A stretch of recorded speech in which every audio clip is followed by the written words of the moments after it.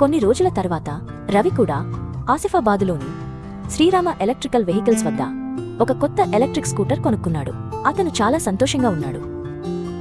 రవి, ప్రియా ఇప్పుడు ఇద్దరూ ఎలక్ట్రిక్ స్కూటర్లపై ప్రయాణిస్తూ పర్యావరణాన్ని కాపాడుతూ డబ్బు ఆదా చేసుకుంటూ సంతోషంగా ఉన్నారు.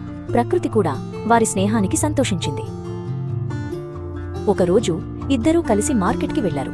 రవి స్కూటర్ నుండి పొగ, శబ్దం వస్తుంటే ఒక ట్రాఫిక్ పోలీస్ అధికారి అతన్ని ఆపారు. బాబూ, మీ స్కూటర్ నుండి పొగ వస్తోంది, శబ్దం కూడా ఎక్కువగా ఉంది, ఇది పర్యావరణానికి మంచిది కాదు అని చెప్పారు.